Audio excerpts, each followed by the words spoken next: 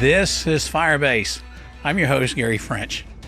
Welcome to this evening's program. As we're getting started, we want to encourage you to make sure that if you're viewing us on social media, especially YouTube or one of the other platforms we're on, that if there's a place for you to like us, that you would do that and that you would share this with other people. We really appreciate all the comments that we have from people coming into the show and how much they appreciate our show. Thank you so much. Let's get started. Does a person have to be a political insider to make a difference? What sort of person, if we think about it, actually makes a difference in our culture today? And I'm not talking about just the person with the loud voice or a lot of money.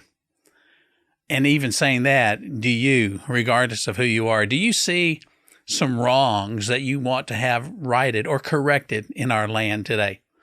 And let's be a little bit even clearer there. Can you make a difference? And I mean more than just how you vote. Can you make a difference? Can any of us together make a difference?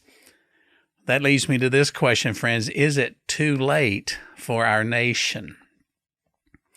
Well, recently here at FireBase News, we had the opportunity to go to the Kentucky Truth Summit, and we interviewed a lot of people dealing with the healthcare industry, and we spoke with some politicians that were gathered there, and we had the great opportunity to speak with a couple of people, one of whom was just recently elected as a state senator here in Kentucky, and the other person is running for Secretary of State.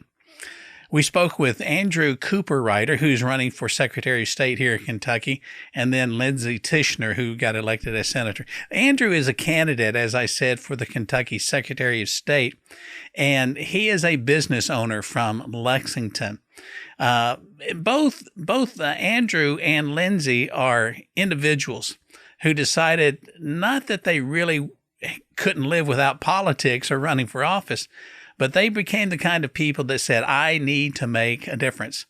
And I guess I should say they didn't become those kind of people. They are those kind of people. They want to make a difference. They want this land to be free. They want Kentucky to be a prosperous state.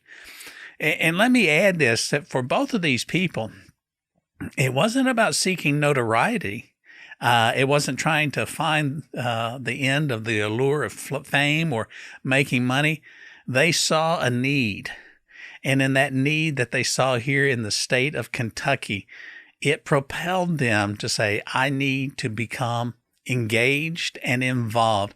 And I think as you listen to both these two as they share this evening on this episode of FireBase, you will learn very quickly that they answered the call, I'm going to make a difference. Well, Andrew is a business owner there in Lexington, and he got prompted to say, you know what? During the COVID situation, he decided that, and it's sort of like off camera, we would talk about, and he said it was a scare-demic of the coronavirus. And you'll remember that the Kentucky governor was closing everything down, and like millions of people across America, we were left to question why liquor stores and marijuana stores and fast food joints and large box stores were considered essential when small businesses and churches were not. Cooperrider said enough's enough. So did Senator Tichenor, who was recently elected. She said enough is enough to mask mandates and the egregious overreach of the Oldham County School Board. I think you'll find both of these interviews very interesting, and you'll watch all of this with great interest. Stay tuned for both of these great episodes. A couple of questions for you, Andrew. What's got you interested? You said you're a business owner.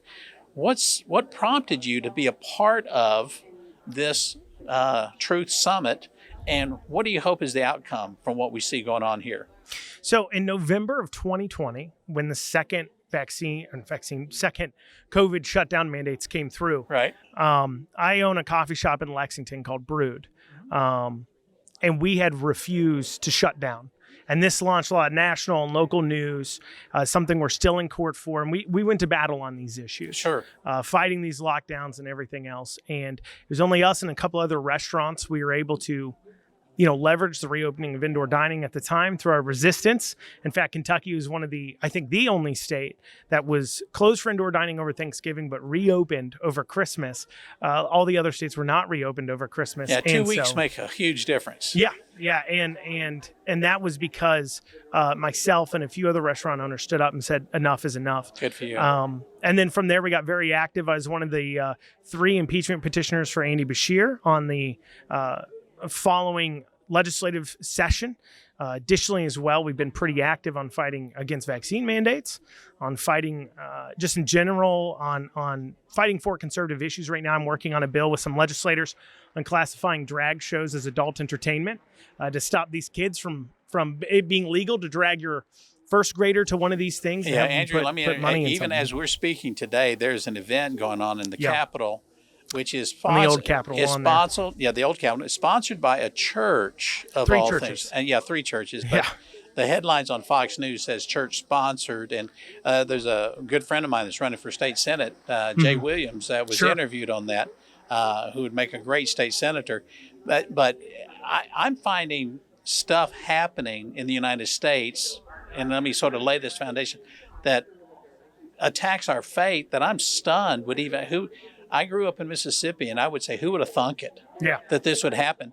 But now that's transitioned over to a mindset that you and I as Americans, and if we're a Christian American, we don't have any rights. We're told to just sit down, shut up, close your business, mask up, get a vaccine. I don't care what you think or feel about it. And that's why I admire the stand that you're talking about and the lawsuit. That seems to be exactly what the current governor, which I hope is a one-term governor, is he attempted to do. What kind of pushback have you had from people who said, no, I'm not closing my business, I'm taking a stand, I'm going to do what's right? Well, obviously there's a lot of people who misinterpret it as somehow being a selfish notion about money. Just saying, oh, it's just about money and everything else. And not understanding that. Do you think for 1 second, if we actually believed serving a cup of coffee was going to kill people, that we would have kept our business open? Do you think we're that cold and heartless that we're willing to actually kill people? They try to have the arguments they want to have instead of the arguments that we need to be having. An example would be on like pro-life issues. All the time you'll hear them saying, well, that's big government, that's government overreach. So like, no. The argument has nothing to do about the size of government. We both agree that government should not allow you to kill people. Our disagreement is about when you have, when that protection kicks in. When does government give you the protection for? It's got nothing to do with the size of government, but yet we allow them to dominate those conversations and make it the way they want it to be. And so that's the first thing we have to say. No, this isn't about. This isn't about anything to do with even arguing the science on COVID and everything else. That's not what the argument's actually about to me. I think the argument is more so about government's role in your life. Even if the science was true, does that mean you're saying now that you'd be okay with government doing these things? Of course not. Of course not. And I think that's really key, right? Even if masks do work, are you saying you'd be okay now with the mask mandate? Of course not. So why are we arguing over the efficacy of masks? I think we should be instead talking about what is the limiters we need to put on our government. Kentucky Truth Summit. You were part of the panel a little bit earlier, and just describe for our audience what the panel was about and what was going on. What was your part? So we were discussing a little bit about, fights that have occurred, obviously through my businesses there, but also, how do we actually make a difference? How do we actually accomplish doing something? And I think what that is one of the most profound moments in there was when I had asked the crowd, I said, put your hand up if you know who your state senator is. Keep your hand up if you know who your state house rep is. Keep your hand up if you know who your magistrate is, who your county magistrate is. And by the time I got to that question, I think there's like 5 to 10 people left with their hands up. Wow. And the point of that is to saying, look, I think a lot of times we look for golden bullet solutions and things like that. I think that we have got to accept the fact that we got to get politically involved. And you do that by, politicians only care about 3 things: getting elected, staying elected, getting elected to higher office. What do you hope either the organizers of this event think will happen, or what do you hope personally will happen? I really like the idea of truth. Mm-hmm. What do you envision, or what do you hope? Or, say if you had a bag that had a bunch of magic dust, you could throw it over and just say, this is what I'd like to happen out of this event? If I could have anything happen out of here, it would be people realize, one, they need to stay educated on the issues. Yes. And then two, they realize that sitting in this room is great and learning things is great, but if you don't turn it into action, it doesn't matter. Wow. And hopefully they learn some tools here to turn it into action. How do I get something accomplished? Right. Because I think people, recently I lost like 50 pounds, right? Yeah. People ask me, how'd you lose 50 pounds? And I say, well, diet and exercise. They want to hear a golden bullet solution. It doesn't exist. 1 pound at a time. I know. And if you want to make a difference politically, you want to make a difference in your county, in your state, in your country, it takes time and money. And if you don't have a whole lot of money, you need more time then, right? And hopefully people realize they need to put in time and money in order to make a difference. And if you're not willing to do that, there's no golden bullet. You're not going to tweet your way out of this. You got to get involved, and you got to get involved with your time. What you're describing here is that it takes more than just listening and soaking it in. It's almost like hearing a great sermon, giving a bunch of amens, and then you don't do anything with it. Right, exactly. And so what you're talking about is like, folks, do something as well. Yeah. I really pray that the best for you in your campaign, and Thank I pray you. that God just anoints you and that you have great favor. And folks, this would be a great opportunity for you to be involved in politics for the Commonwealth of Kentucky. This is a genuine gentleman that's here. Andrew, thank you so much for spending time with us. Thank you. Absolutely. God bless.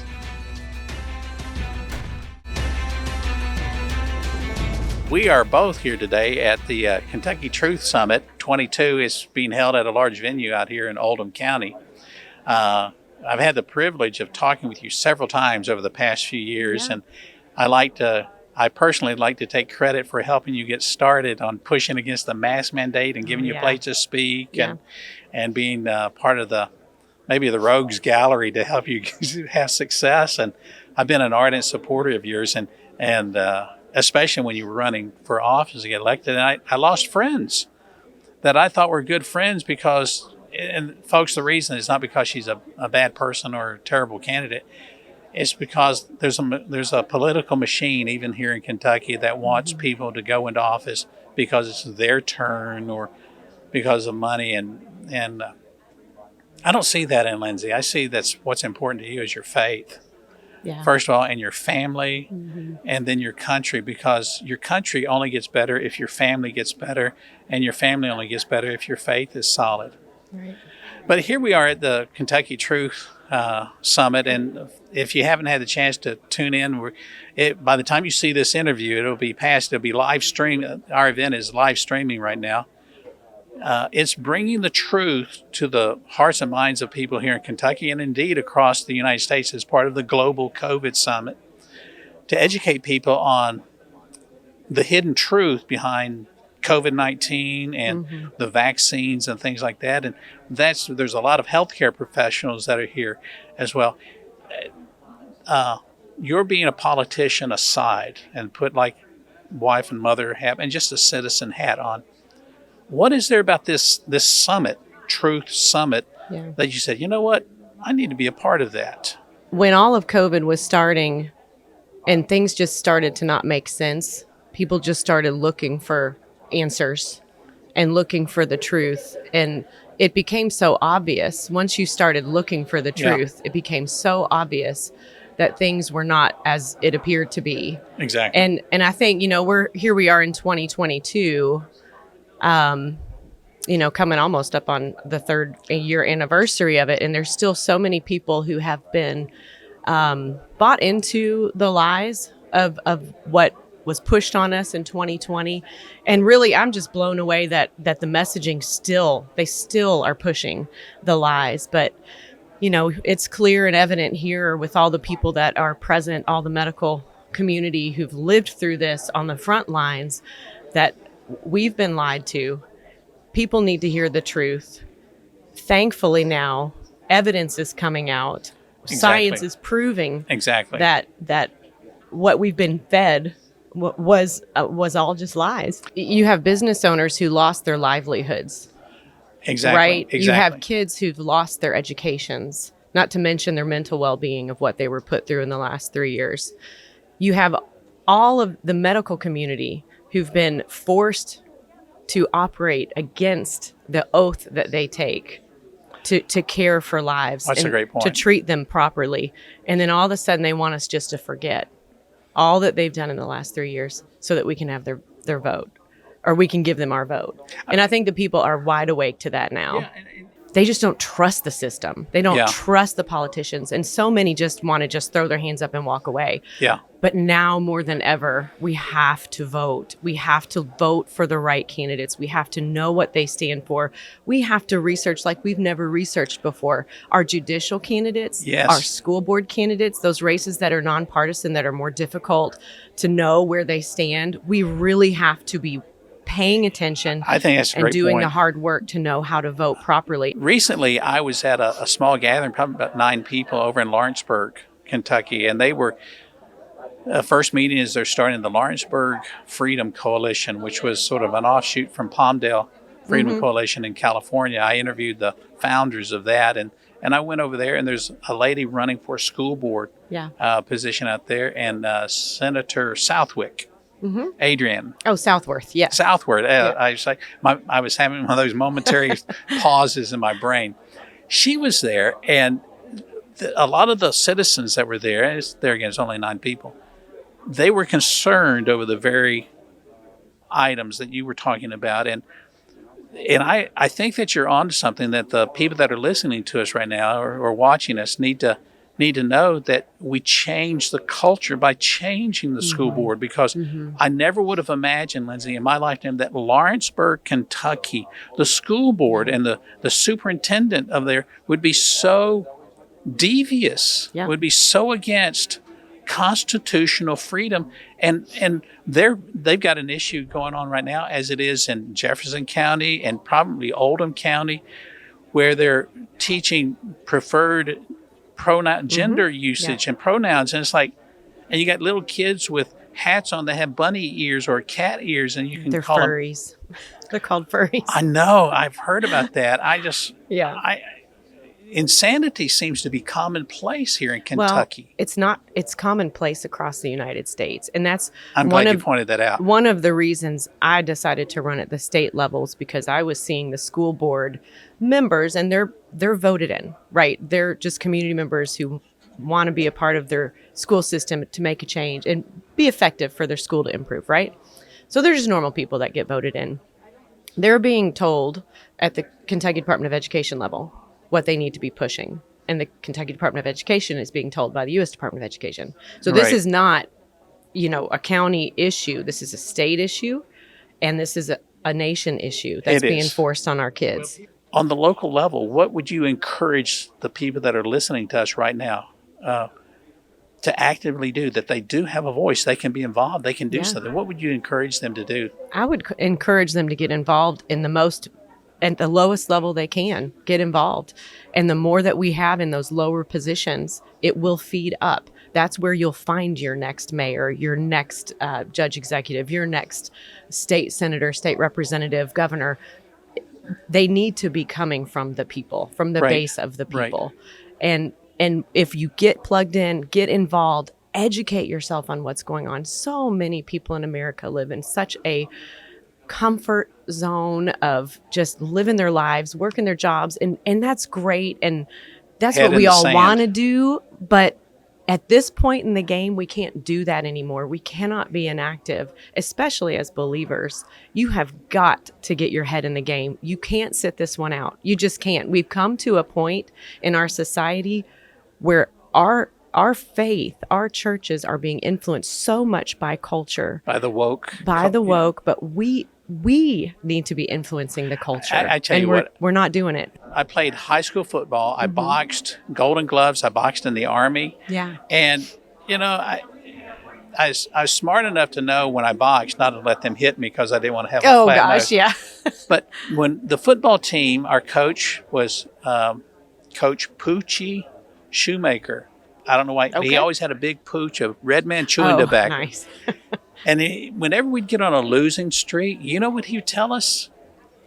Boys, we got to get back to our basics. Yes. He says football is about blocking and tackling. And when you said that, I had this flashback to him. So what you're talking about is that as Christians, but Right. also as Americans, we Yeah. need to get back to our basics. We do. Yeah. What will that do when that ideology, I hate to say it, ideology, but when that hits a person's mind and heart, Yeah. what will that do, and what do you hope it'll do? Oh, it'll right a lot of wrongs. It'll straighten up. Our ship is veering in the wrong direction. The things that America was founded on, the principles are unique to the rest of the world, which is why we have been such a success, which is why people flee their countries to come here. And we're being told that those ideas were harmful and are harmful. And so now we have a culture that's so confused, and we're adopting all kinds of ideas and ideologies that are contrary to what our founders wanted. Yeah. And we have to return to that. Oh, Senator, I think that's a great way to close the conversation Okay. for us today. You are Sounds awesome. good. Thanks, and folks, Gary. listen, I'm looking forward to one day when you become governor Oh, I don't know of about Kentucky. that. I'm looking at her. I think she could be. I really do. You're down to earth. You're not a professional politician. No. You really care about the people of Kentucky, and you put Christ first, and that's evident. And you know what? I hope that happens. It's not because I want a place on your staff, but I think you or someone like you would make a great governor. Yeah. I really do. Well, I appreciate that. There you have it. We are here at Kentucky Truth 22.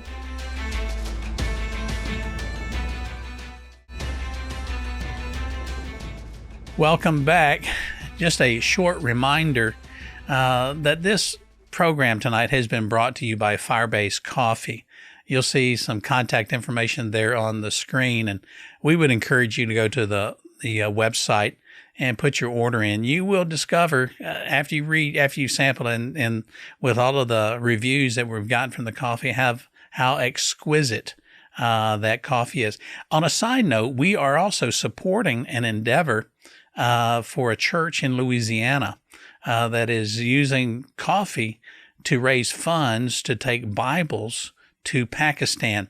So let me tell you that the purchasing of the coffee, which we really believe is just top-notch, exquisite coffee, is going to support this FireBase News program and the staff we have, but it's also being used to help take the gospel message in the form of Bibles to Pakistan. So we're partnering with other organizations, and we also believe that with that coffee, we're supporting Christian organizations and veteran organization as well.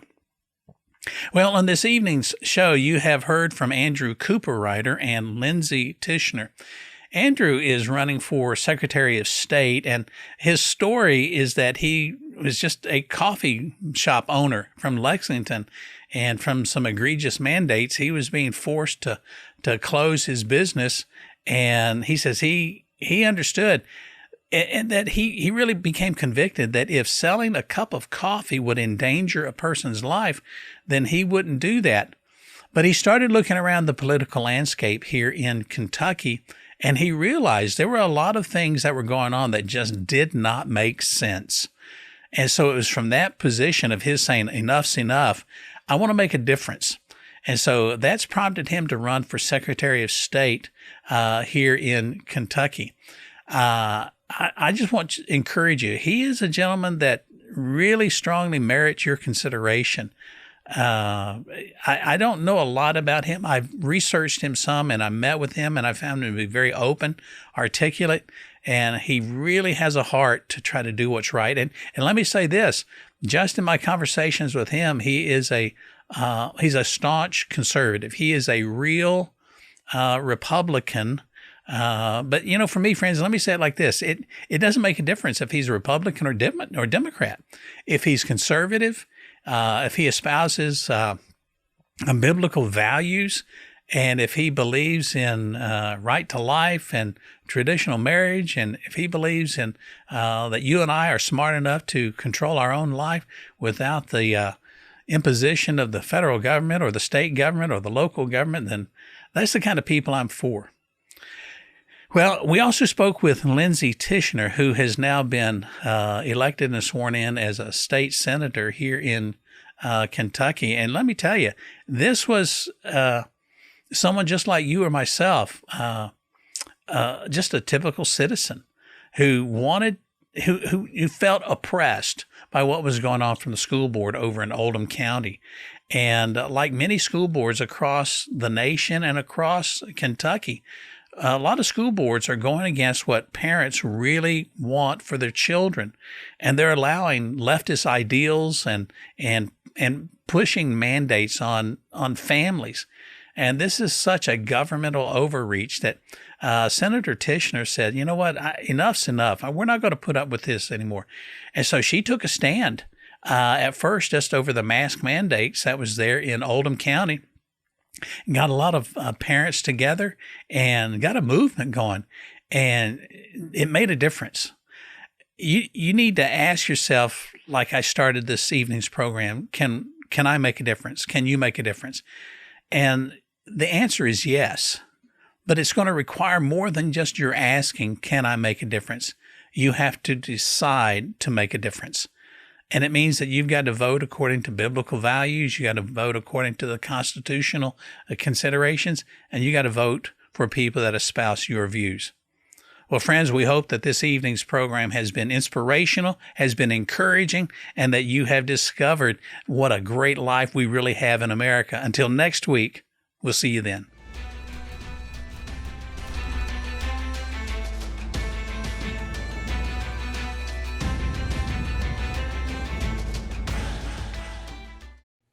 Thanks for watching this most recent episode. Click below the like button. Provide any comments that you like. Also, we will get back to you as soon as we can after you write to us at P.O. Box 39, Perry Park, Kentucky, 40363. Also, let us know if you like really good coffee, and we'll send that out to you as soon as we possibly can. What's the name of the coffee? FireBase.